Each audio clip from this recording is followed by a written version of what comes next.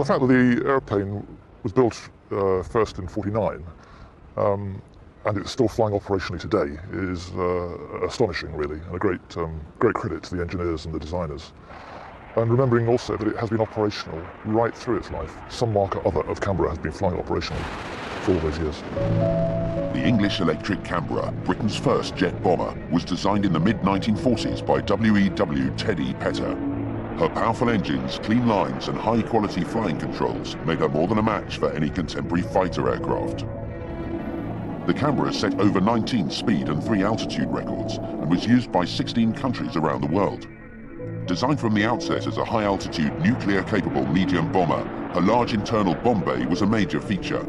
The Canberra enjoyed a long career in her intended role, but such were her attributes that she was also used as a low-level intruder interdictor and as an electronic warfare platform. But it's her photo reconnaissance role that has proved her most important and long-standing duty. 39-1PRU is the only remaining Canberra squadron in service with the RAF.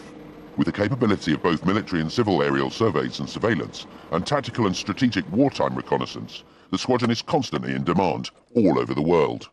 It operates 5 PR9 versions of the Canberra, which was the final development of the airframe. What you can see here then is the nose cockpit of the PR9. And as I say, this is where I operate. I do have an ejector seat, so I can get out in a hurry if I need to. It goes up through a hatch. What there is a distinct lack of here, of course, is a canopy and windows. I've got a couple of little windows, one either side, usually known as day-night indicators, because that's about all they're good for. But apart from that, there's very little light that gets into this. What I do have, however, is this bit of equipment in the centre here, and that's my recce sight. And what it allows me to do is to see vertically out of the aircraft, so I can see what the Zeiss camera is seeing. This is the camera that points, as you can see, vertically downwards out of the aircraft. It'll be rolled back when in flight and look through this camera flat here. This is the camera that has the 9-inch frame negative, very large format, so you get very, very high resolution pictures from this. And we use it probably more than most of the other cameras that we have on the aircraft. To compensate for the movement, because unlike most people who take a photograph who are standing still, we're moving, and we're actually moving fairly fast on occasions. We tell the camera how high we are and how fast we're going, so it'll actually move the film slightly as we're flying along.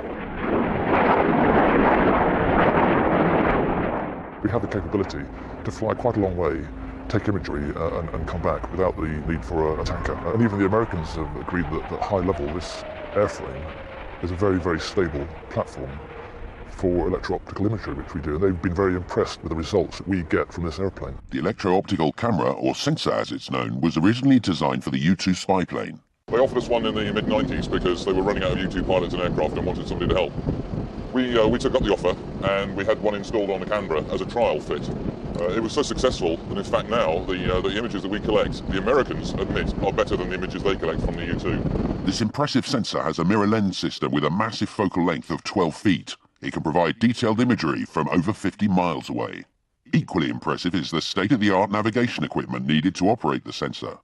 That's a ring laser gyro inertial nav system with a 12-channel GPS that is extremely accurate, because to point the electro-optical sensor that we have, which is like looking down a straw, you need really accurate nav kit to know exactly where you are and where the target is, and then you can point the sensor right at the target. The Canberra, the PR9, is an incredible amalgam of very old equipment with very new equipment, and it does all fit together very nicely indeed. Spares are obviously not freely available.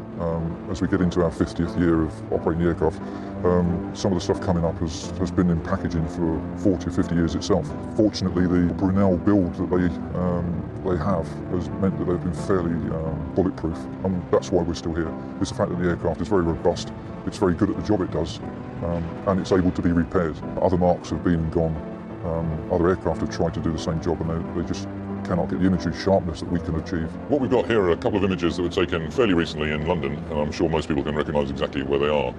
The first one was taken about 1:45, that's the top one. That was taken from about 40 miles away. And you can see there's plenty of detail to be seen in that image. The original image was much, much bigger than that. Sort of half of London basically would have been in that image. The second one was taken about 1:10, about 25 minutes later. That was taken from 12 miles away.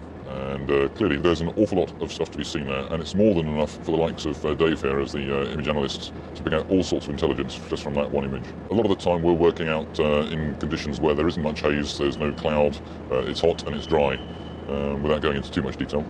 Those are ideal conditions for this sort of sensor. The significant difference of the PR9 over the other marks that were ever made is that the fact that the main plane was widened by approximately 2 feet on the wingtips, and the chord width was increased again by about 14 inches or so, front and rear. Gives it a very wide chord wing, which gives it a very stable capability at high altitude in the thinner air. One of the things that the great shame that they didn't change when they built the PR9 is that they put these very old-fashioned, old-style spectacles controls in, rather than a single stick. That would have made it a lot nicer.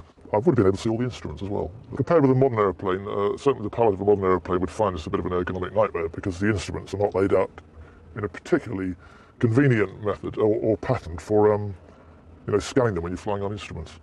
So Canberra pilots tend to be very good at instrument flying. The cockpits are only partially pressurized, so when flying at 50,000 feet, the crew actually experience an altitude of 26,000 feet. That's pretty high, actually, for humans to be floating around on a regular basis. You have to breathe oxygen at those sort of heights, otherwise your performance is severely degraded. So we breathe oxygen all the time, and it also gets fairly cold for me. The navigator's freezing up at high altitudes, whereas the pilot is roasting. The big drawback is that he has the heating controls, so he can make it hot or cold as he desires. Most of them take pity on the poor navigators and have it on fully hot, so they then get a bit overheated. Even so, I still get very cold on long flights at high level, and generally speaking, around about my feet, it's about -5. So you're sat in -5 for about 4.5 hours.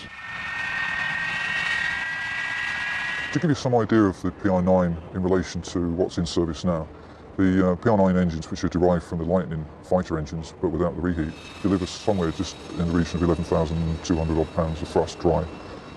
It gives it the power to weight ratio to be able to outclimb a lot of the aircraft that are in service now. It'll outclimb certainly the F3, and it'll outclimb the Harrier in the mid-20s, and certainly the Jaguar, and it'll outturn them when it gets to high level. The design works. When you see it flying, you know that that aircraft is supposed to fly. It's graceful, sleek. It can be very quick, as some people have found out to their cost, thinking that they can overtake it in the air and being left embarrassingly in a cloud of dust and other bits. The PR9 is no slouch. It's the boy's own pilot's dream.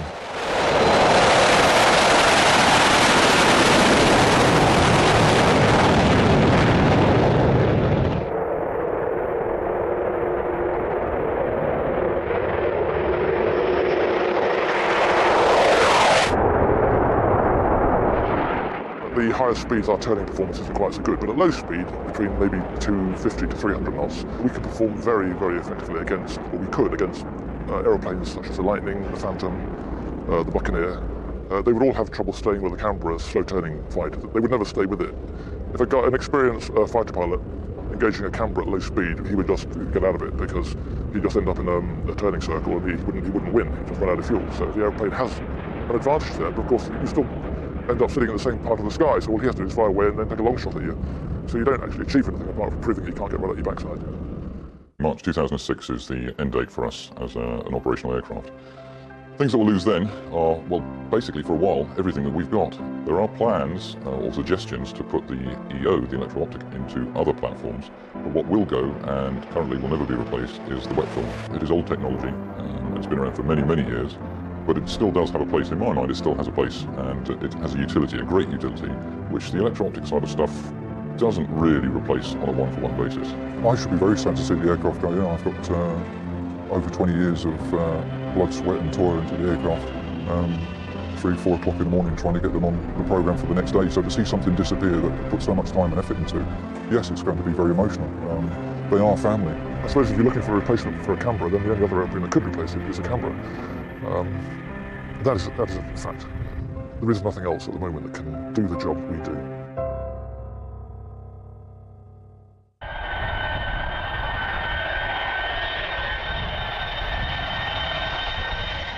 Few of those in 1949 who watched the Comet prototype first take to the air would have believed that her direct descendant, the Nimrod, would still be around over half a century later.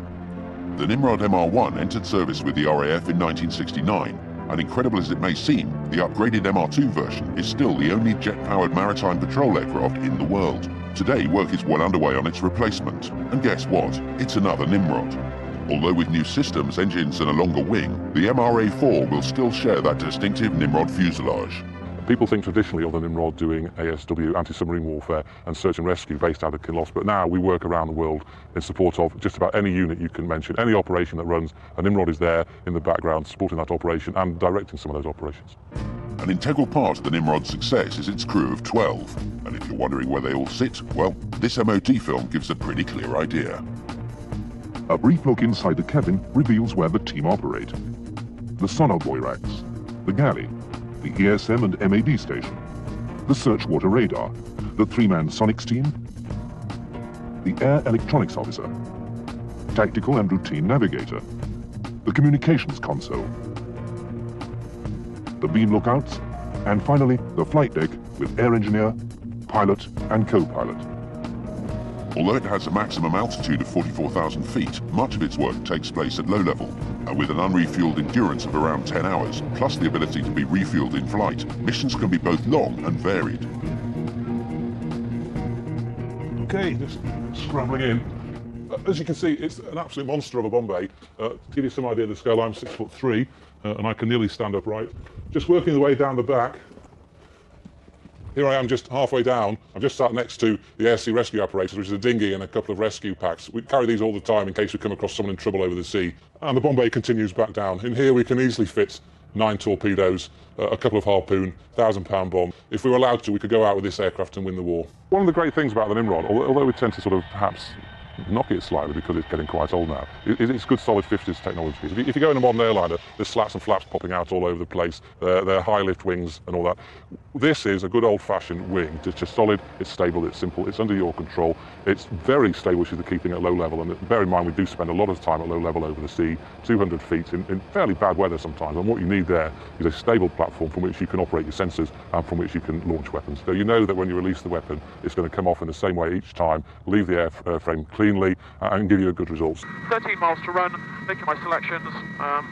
Going to be an on-top attack. Flight Lieutenant Al Rennett is Air Electronics Officer and also the captain of this flight. He's the communication and tactical advisor and supervises the aircraft sensors and their operators. Okay, crew, 11 miles to run. A team of 3 known as wet men monitor the sonar buoys, while another team of 4, the dry men, manage a wide range of avionics and weapon systems. Okay, approaching 4 miles, bomb doors, open please. Roger, open. Unlike propeller-driven aircraft whose engine resonance can be picked up by submerged submarines, the Nimrod's jet engines are virtually undetectable. Weapons going, now, now, now. The aircraft obviously been in service now for nearly 30 years. It's turned out to be a fantastic jet for what we want to do. People look at it and they see 30-year-old aircraft. Of course, inside it's nearly all brand new. We've got some really good equipment. But of course it is old, and it is manpower intensive in terms of how many hours you have to do on the ground per flying hour in the air.